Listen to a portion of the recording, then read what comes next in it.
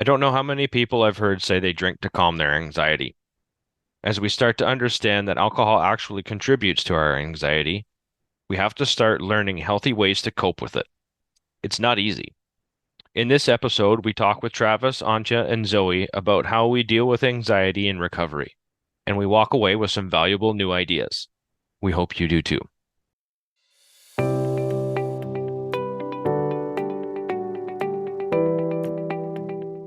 Welcome to Through the Glass Recovery podcast, where we believe that connection is the opposite of addiction, vulnerability is the antidote to shame, and that recovery isn't just rewarding, but it's also a lot of fun. We're your hosts, Julie and Steve. Listen as we get together with friends to shed light on the hard things, talk about the other side of addiction, and how we create a life so full there's no space left for alcohol. Before we get started, we just want to remind you that we do host weekly meetings now. So everyone can take part in conversations like these because we know how valuable they are in all stages of recovery.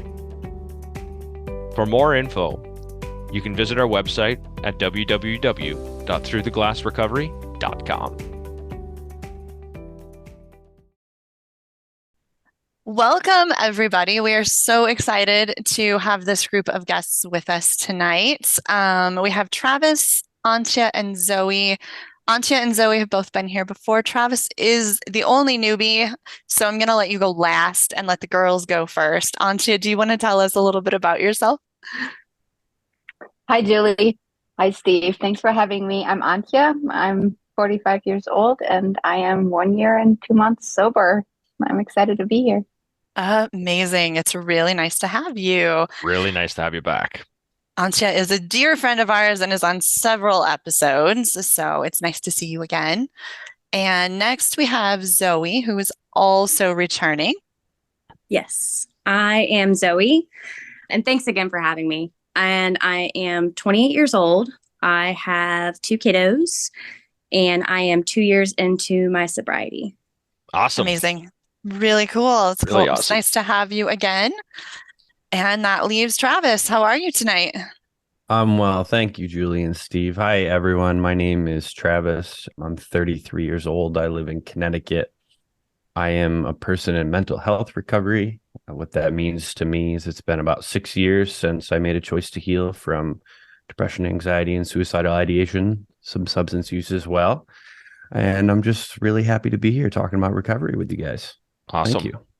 Yeah, we're really happy to have you. And Travis, we actually met, we haven't talked about this on the podcast yet, but Steve and I recently took recovery coach training, and Travis was our instructor there. And that's where we met him. So really excited to have you on tonight. Thank you. So we hear people say all the time that they drink to settle their nerves and they drink to numb their anxiety. Most people know that alcohol actually makes us more anxious, and yet they still fall into that trap. Anxiety is a really, really uncomfortable feeling, and it's easy to want to run away from it. So we're going to talk about how we deal with anxiety without escaping from it. How has anxiety affected your life, and what have you learned about working through it? It's a great topic, Julie. Right on. Antje and I were talking earlier and saying like we both really still probably need to work on this, but Well, yeah. I think that's where I started about 3 or 4 years. My big journey into this spin of therapy and recovery was that I went to the doctor and said, help me with my anxiety. I just can't deal with this. I just want something. And I was hoping maybe to get some medication. And he was like, nah, how about we try some therapy? And I'm like, oh, I guess, yes, I just need some tools. And I just, went from there. So I've been dealing with anxiety for a long time. And yeah, have developed some tools, and I can share some now, or we can just talk about the icky feeling of being anxious and what that's like for a while. The icky feeling. Oh, it's like the worst. It is. Yes, it is this thought distortion that, everything spirals out of proportion that is just icky. And it just takes over. Like for me, it's ruminating, right? I will have one worry or one thing that I'm anxious about, and it'll just spin around in my head all day long, or sometimes for days at a time. and it's exhausting. And I completely understand why people wanted to run from it, why I used to want to run from it, because it just sucks you in. Yes. It's like you can't focus on anything else anymore. Whatever's going on in your life gets drowned out by this obsession about something, some fear that something's going to happen, that you messed something up, and it just goes snowballing in all directions from there. That you're an awful person, and then you've done this before, and you should have known better. And it's just, yeah. Actually, what I've learned to then identify this and try to stop it, which is still hard, but to say, hold on, this is anxiety, and just even be at that level to say, okay, I'm anxious. Hello, here's anxiety. And to just kind of look at it in the eyes and say, okay, this is what it is. It doesn't help that much to make it better, but it's the first step to at least say, okay, I'm in this place because, everything got triggered. Yeah. It has teeth, doesn't it? Ooh. Anxiety. Yeah, Mm-hmm. people who don't experience anxiety, I always say it's like being nervous, but with teeth. And I don't know about the rest of you guys, but like it's something I've experienced my whole life. So like when I was a kid, I was really attached to my mom. She was my very emotionally available parent, whereas my dad, love him to death, just not the same way. So whenever my mom wasn't around, I remember being like a little kid waiting in the window, just like ruminating and ruminating. When is my mom coming home? When is my mom coming home? And I got the message as a little kid that the way to get rid of problems, the way to get mom home was by thinking it into oblivion. Right. So I went into life thinking this was normal. And it wasn't until, I had some serious mental breaks, abusive relationships where the teeth really came out and it became debilitating as an adult. And for me, when I went to therapy and was trying to figure out like how to deal with this, they take you through the exercise where you close your eyes and you have to think about what you can feel, what you can smell, what you can hear, that grounding exercise. And that was really helpful. But I think for me, it was creativity that really, really helped me. I really got into poetry and music and ways to name my feelings, label them and explore them in ways that were on my terms, right? And that was really important for me, at least. Really like the anxiety with teeth. Like I really, really like that because as a kid, I would describe anxiety as I'd be like, I'm excited, but it's bad. I never knew Right. like what my anxiety was. I just knew like when I felt triggered, I'd get that racing feeling and I'd get this just whole body like response. And I'd just be very stoic on the outside, but on the inside, it was like I was screaming and I never knew how to articulate that. And I didn't know I had anxiety until I was in like high school and I was a teen mom. So I'm like finally being told, like, I'm about to have a child. I'm being told by my friends, oh, you've got anxiety. And I'm like, is that what that feeling is? Like, I'm anxious. Like, wow. And like, it just kind of like carried on into my adulthood. And I saw the progression of that when my drinking and substance abuse started getting out of hand. And I was like, wow, this is an unhealthy coping mechanism. Like, this is how this manifests in different ways. So yes, I definitely feel your pain, Travis. I've had anxiety my whole life. I still struggle with it, but definitely have learned throughout the last 2 years how to cope with it better. But I still exist with it. I coexist with my anxiety just a lot smoother than I used to. Yeah.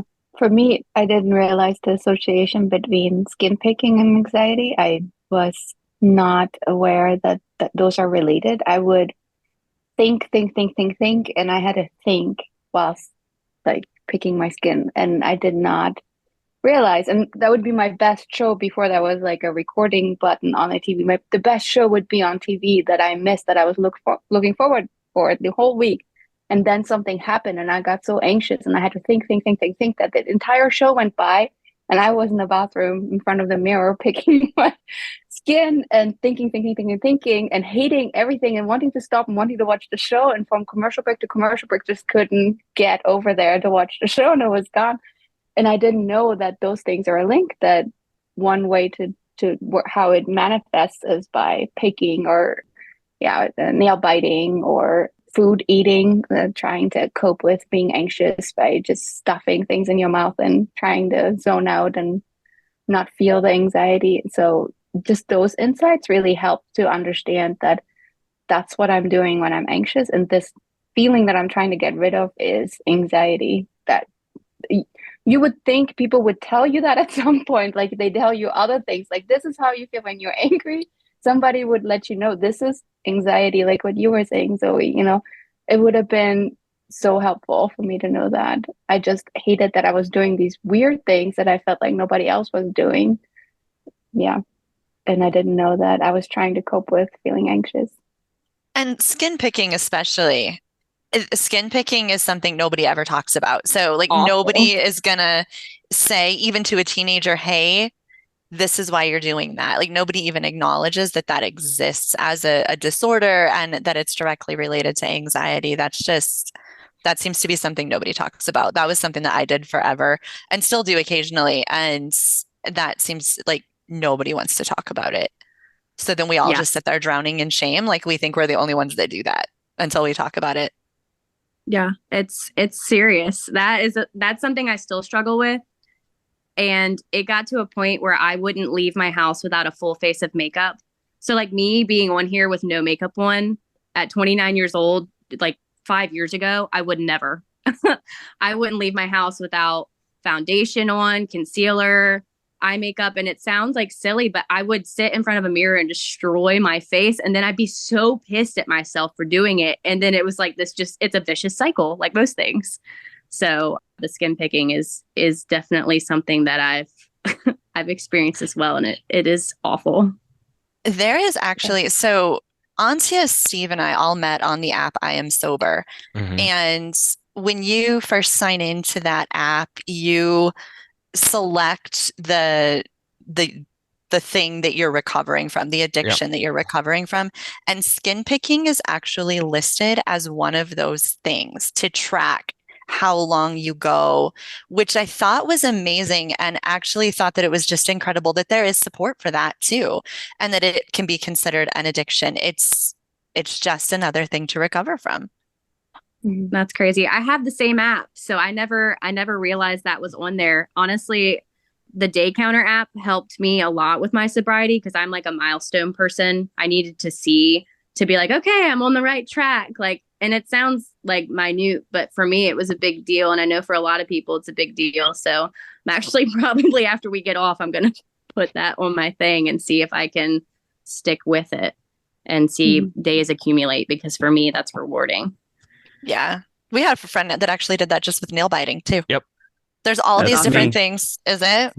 I'm a nail biter. Yeah, no, and it's funny that we talk about it as like a way to track. I've been biting my nails as long as I can remember.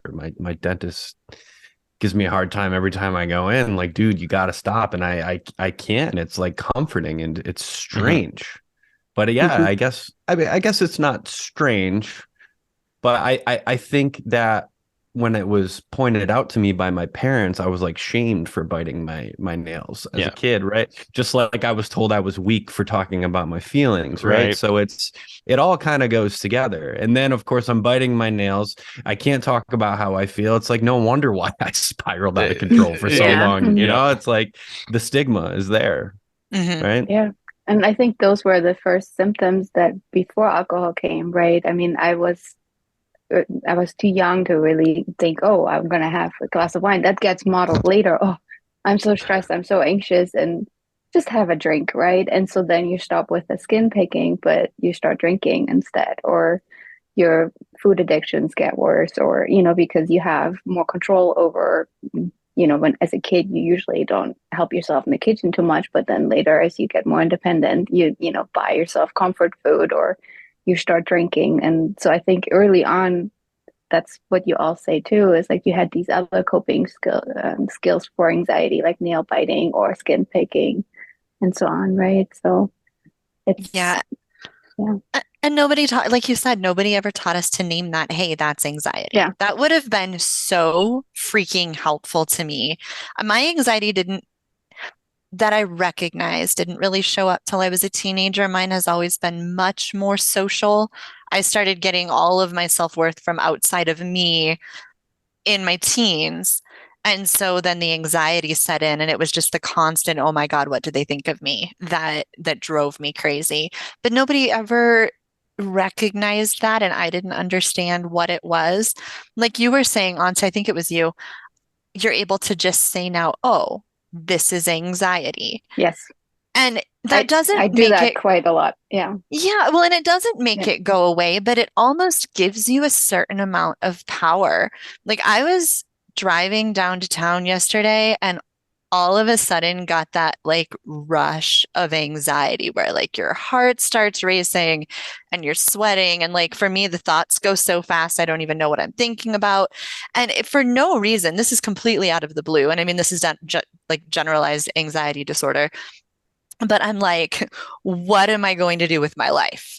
I'm failing as a parent. What is my kid going to be when she grows up? Like all of this stuff just like rushes to the surface at the same time. And I'm like crushed under all of it. And my heart's racing.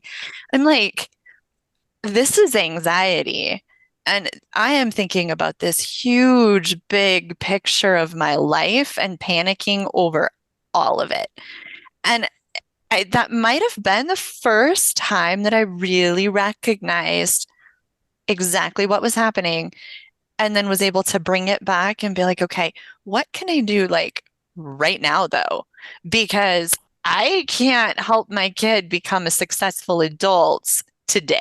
Like she's 15, right? Mhm. But what can I do? Well, I can go show up in her bedroom and just be like, hey, how are you? Do you want to talk? Um, and so bringing all of that big picture down to, all right, but what can I do at this moment really settled me. And I think I feel like I just learned that yesterday. So I'm hoping that I can remember that the next time it happens. It's all about a whole bunch of things you can't control. Like Right. Yeah, my therapist calls it making movies in my head. Sorry to yeah, interrupt you. no, Stop making movies in your head, Trav. yeah, You know, you can yeah, control what you play. yeah. It's it's exactly that. For me, I don't get anxious too often. It doesn't turn into something that I don't recognize and I can't easily let go of. It's like, there's nothing I can do about this. I am just going to just let it be and walk away from it, even if it's upstairs. I had to learn to just, a lot of the times for me, I had to just give it away, give it to someone, write it down, tell someone what's going on in my head so then I can stop what Travis says.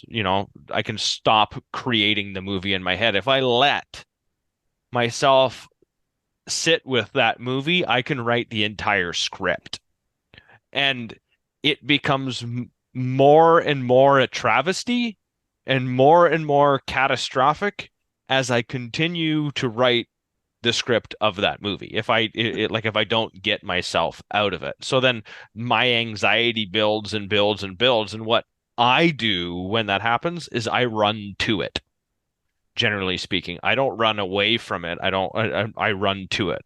If it has to do with a person, I go to that person. That's my method of getting rid of it is facing it. Like I'd like to go right up to you and say, okay, here we are. Let's talk about the problem, right? If I don't do that, I'll sit in it for a really long time. I'm better at it now, acknowledging that it's not always about me. Hmm. Yeah, I that's actually the first thing I learned. Fact check. Fact check your assumptions, right? Step one, make sure that what you're assuming and what's going on in your head is the actual facts. What are the facts? And that's what right. you're doing, it sounds like. Yeah, Talk it's to the like person, clarify the situation, right? yeah, This is 'cause easier said than done for others, Steve. It's good that you can do this. it's I get that too. It's not a lot of it comes from if you worry about what that other person is going to think. The problem is at that point in time, I feel so crappy that I'm not so worried about what the other person is going to think. I'm really concerned about myself.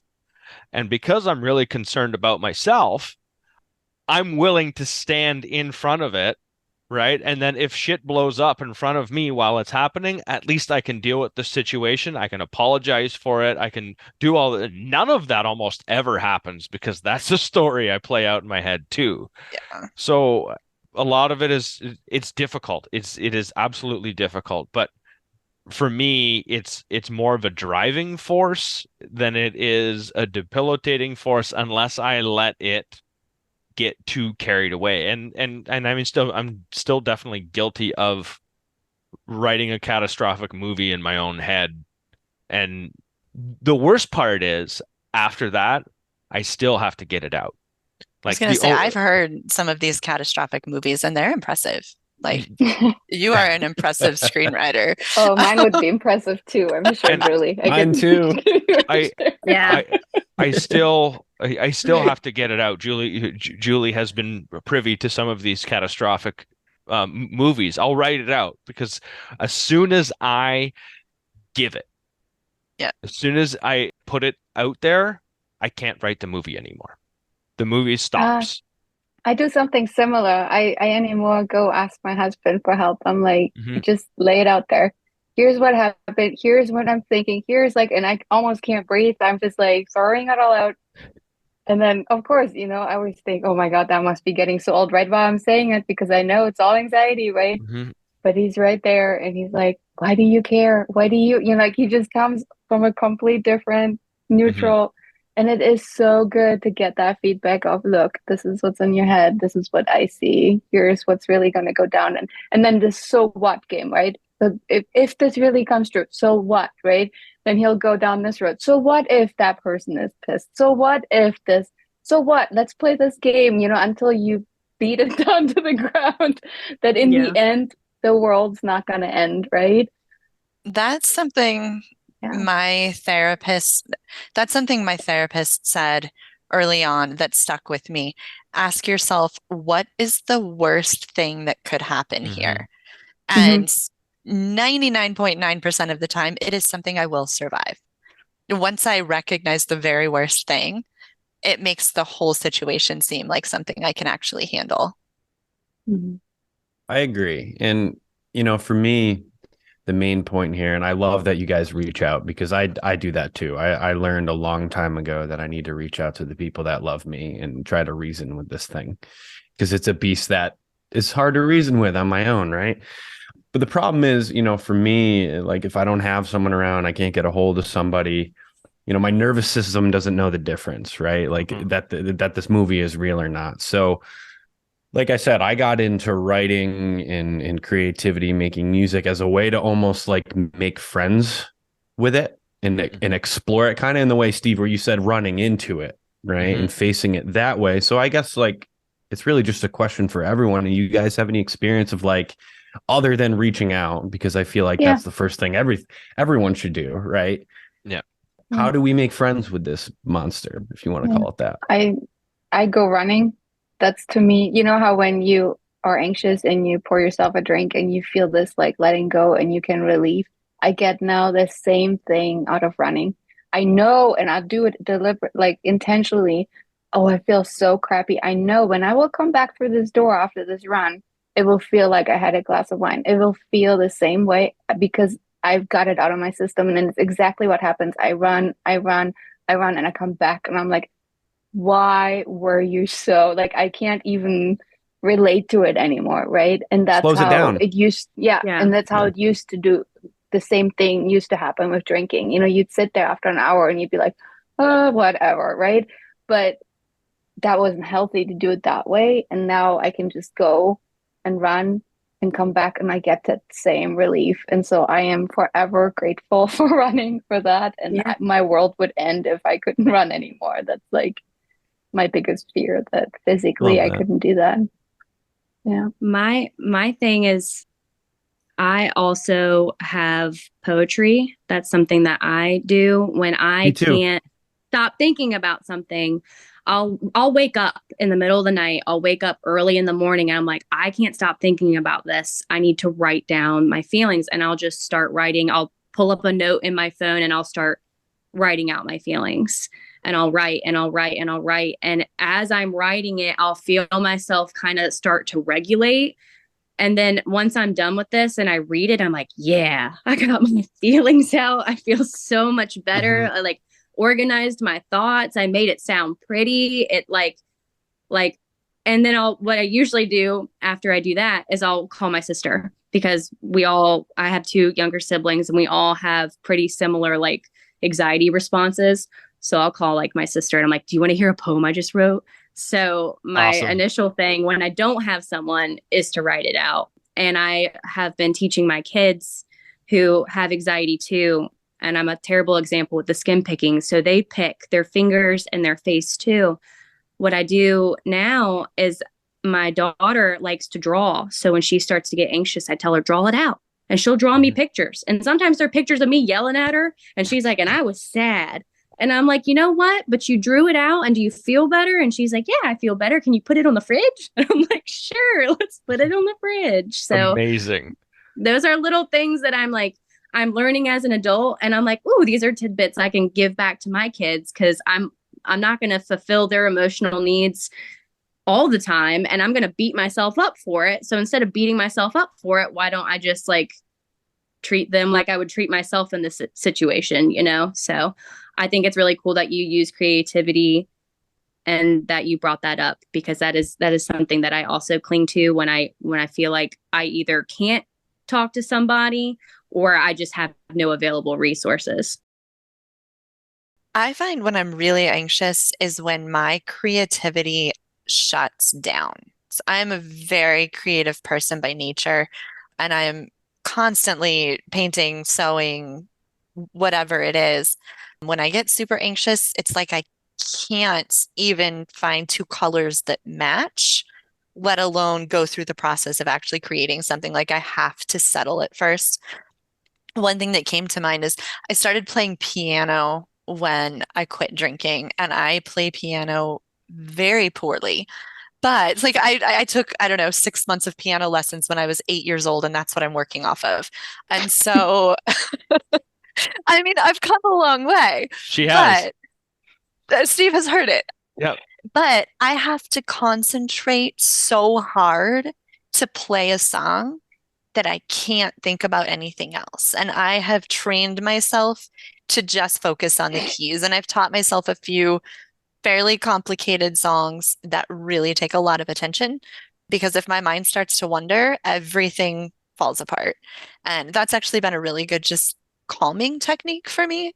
So I highly recommend piano. You don't have to be good at it for it to be helpful. And I second that. I'm actually a fairly long and good piano player. I played for 10 years and did Wow. very well. So, and my son has that same outlet. He got my genes for music. And so he noticed that because he has anxiety too, that he can let go when he plays. And that was something as a teenager, yeah, when I was still in school and taking lessons, that would kind of center me. And yeah, but honestly, for me, music is more a depression thing. That's like where I can keep staying functional when I'm depressed, more so than the anxiety. The running is for me more effective. But I second that in general for mental health, for me, music does a lot too. Mm-hmm. Yeah.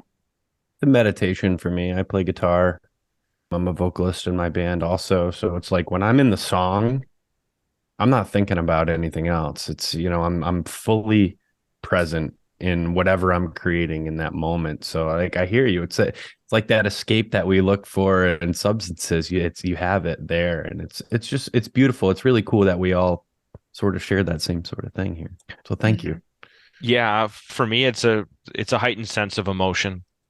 And when I'm experiencing a heightened sense of emotion, it comes out generally in my writing, in a journal entry, or sometimes in poetry, because I have recently written some poems too. But generally it comes out in a journal entry where I'll put pictures, like I have pictures in my mind, and then emotion gets wrapped into that, and then it comes out in those words. And that's kind of where it all settles out. Once it just kind of, I don't know, it leaches right out right into into the pen or and so does the feeling.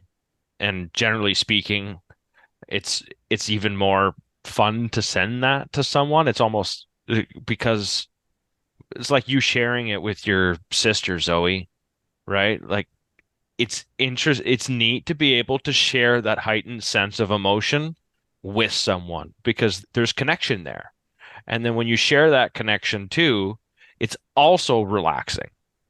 I have to say, I've tried it. I've noticed that I like yoga a lot, that does not do anything for me. So the whole thing that I've also learned in therapy is meditation, breathing, deep breathing, square breathing, all the stuff that does not work well for me. I was in yoga class and I came completely anxious and I thought, okay, this is gonna do the trick. And I suffered through this class. I wanted to leave so bad. I couldn't stay in that place. I was just barely hanging on. I wanted to crawl out of my skin. I was so anxious, and that nothing in that class was in any kind of way settling me down. It was torture to stay there put.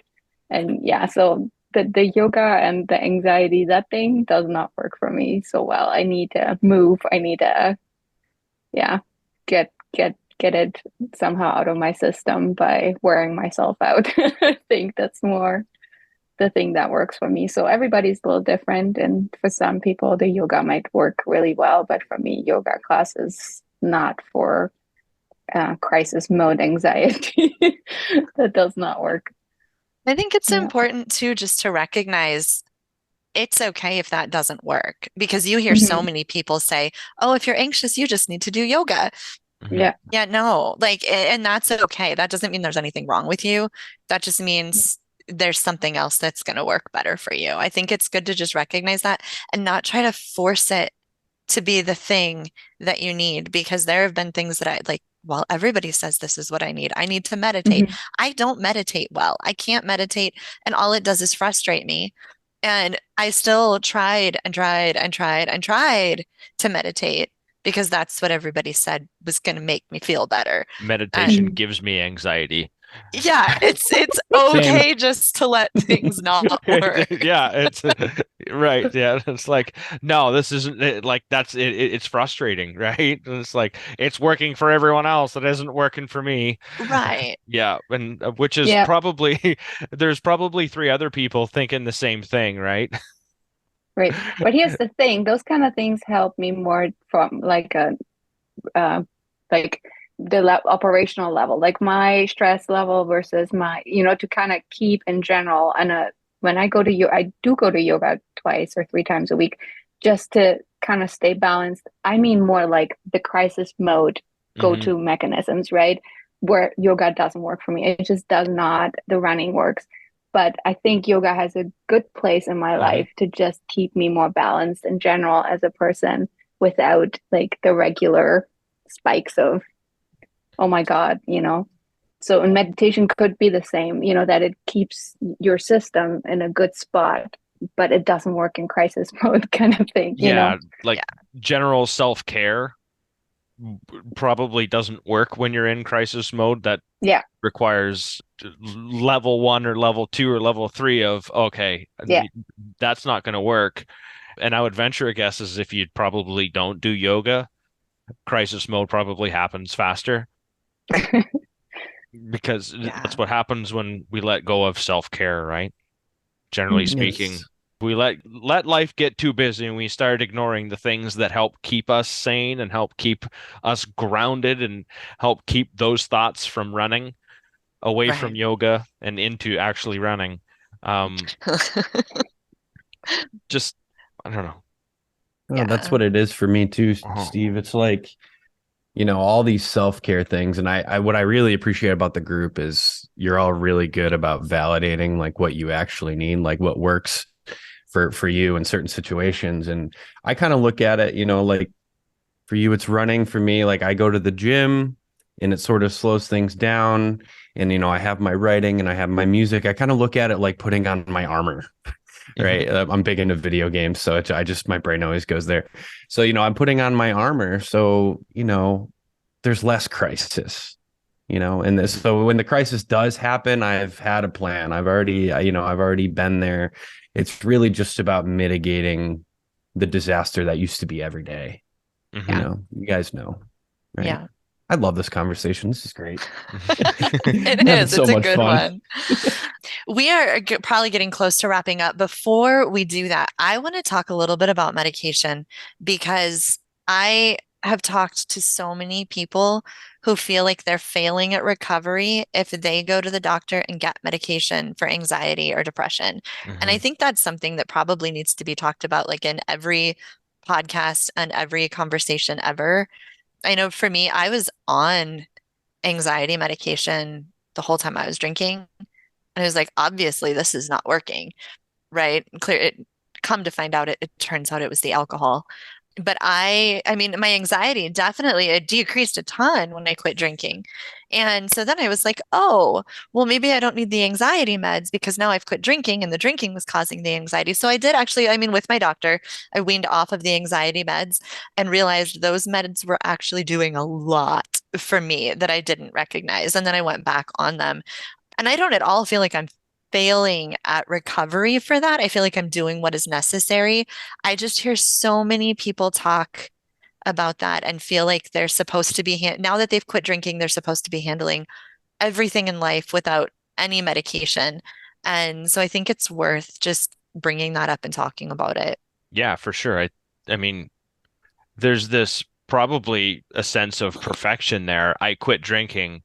Now I'm not going to take anything and I'm going to recover because, this guy, one of these people that I know is doing it without it. When I quit, I went right to my doctor and I told my doctor I have a drinking problem and this is what I'm worried about and all of that. And he's like, we'll just put you on some anxiety meds just to like level you out for the first year and take you off. I ended up stopping taking them completely after 8 months, and they helped me at the beginning. I wasn't at the beginning, I wasn't capable of regulating my thoughts. I just wasn't. Like it was very, very difficult to not tell myself a story that didn't exist. I was amazing at writing those movies, and that helped me not really do that. And at least to a point where I could control what I was going to do day to day,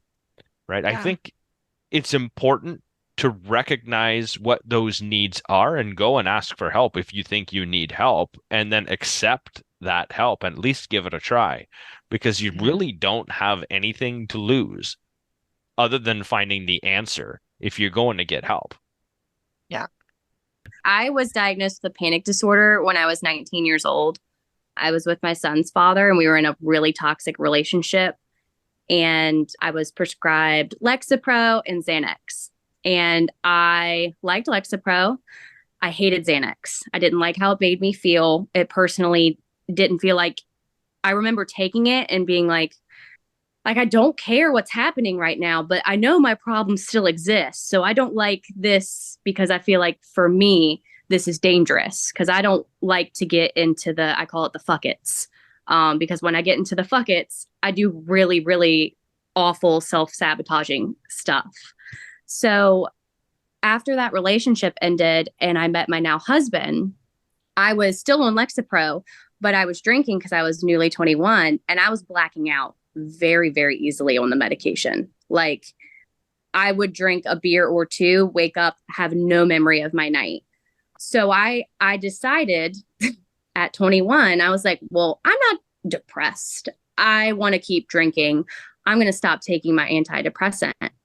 And I did that just because I wanted to drink more. And how that ended up manifesting is over the next few years, I was the most depressed I've ever been. And it was because my alcohol usage just kept getting out of control. So while I'm not on anything now, Mhm. antidepressant wise, and I don't feel the need to be, I don't downplay anybody who uses antidepressants because everyone's just trying to survive. Like my vice was alcohol, and a lot of people's vice is alcohol. So because you stop drinking doesn't mean your depression goes away. Some people still need help with that. Mhm. So Yeah. I don't understand why people are like, oh, well, you have to just completely fix everything and you got to do it without any kind of help. That's the most asinine thing I've ever heard in my life. That's like Right. being like, here, you're on a sinking ship, but we're going to take all your life preservers away because we know that one of you is a cross country swimmer and y'all are he's going to make it. So the rest of y'all are just going to make it, right?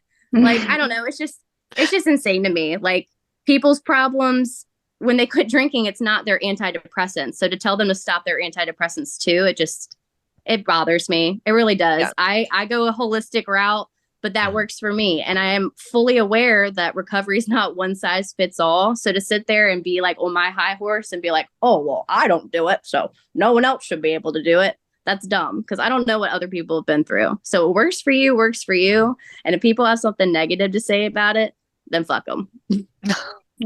I'm going to leave that. Yeah. I'm sorry. Yeah. I'm very Definitely. blunt. That's fine. That's Stan. That is Oh, just, no, that's great. that is just mic drop. Yep. Yeah. I just wanted to add there's a misconception that it's either or. And I think for really to get a lot out of it, you have to do both. You have to, the medicine can help you do the things you should be doing or can be doing. Like for me, it is like I can implement the things I can implement because of medication. Like I don't know if I could get myself to go on a run without, having some help or so. I think the misconception is that you do either one or the other, but really what it is that one can help the other to work. So medication can set you up to have healthy coping skills.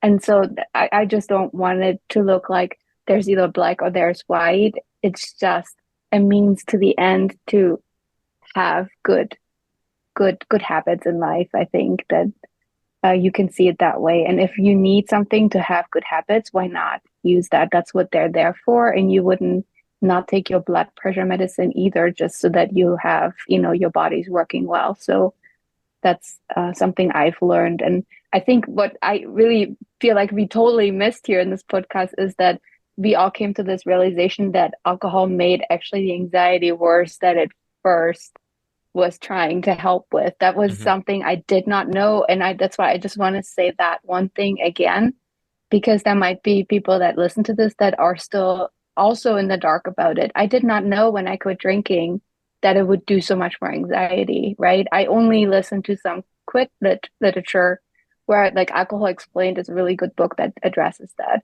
Where in the book they describe what actually happens in your brain, that you go through withdrawal. The withdrawal causes anxiety. That makes you want to drink. And you don't learn that one causes the other because there's this time delay that the anxiety because of the withdrawal kicks in so much later after you drank that you don't connect one event with the other to really understand what's happening. And so that's why I want to bring that up again, that that is something that is also never really talked about, that alcohol is actually part of the culprit. And since I don't drink anymore, my anxiety on itself has reduced quite a bit. And so, yeah, look forward to that. It is a blessing.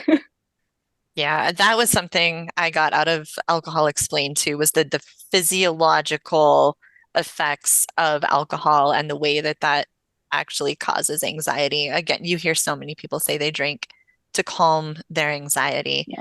And well, this thing happened to they're on day 4, or day 5 of sobriety, and they're like, well, my anxiety is just out of control. I have to drink. And I just I wish that I could explain it the way that he does in Alcohol Explained, because it just changed the way that I looked at that. It's important we talk about it, right? Because I feel like everyone can relate to that. Like, I just need that drink.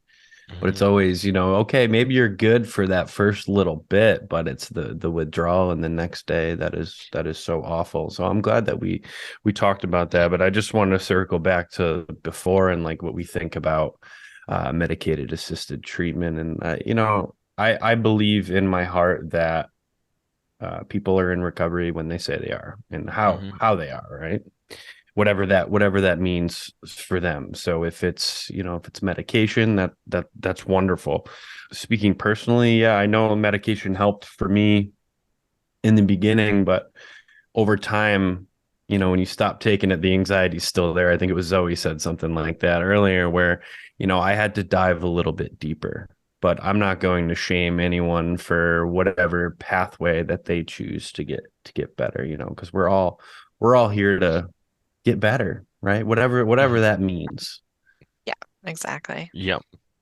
Okay, guys. This was a really amazing, refreshing conversation. It was awesome. Everyone had so many good points. The one thing is Brene Brown says it, and anxiety and excitement, they feel the same. So it's easy to get them confused with each other too, because they feel physically the exact same way. But we talked about a lot of really good things. Travis, you mentioned making friends with it, and everyone had a different way to make friends with it. How do we do that? And the neat thing is it's one of those whatever works for you. And that is just its own discovery process. Self-care, how to keep that anxiety grounded.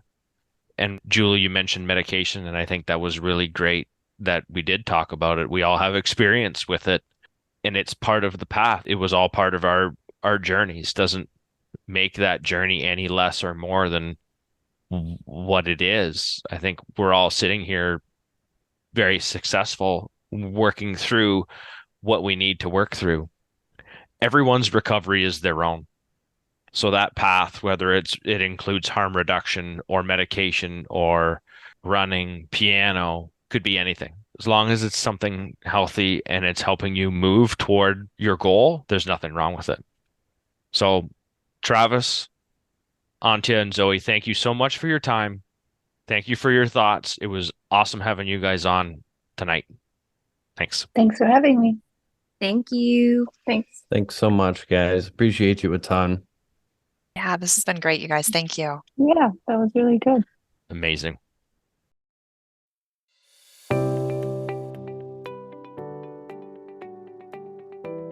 To our listeners, thank you for spending your time with us today. We really appreciate you.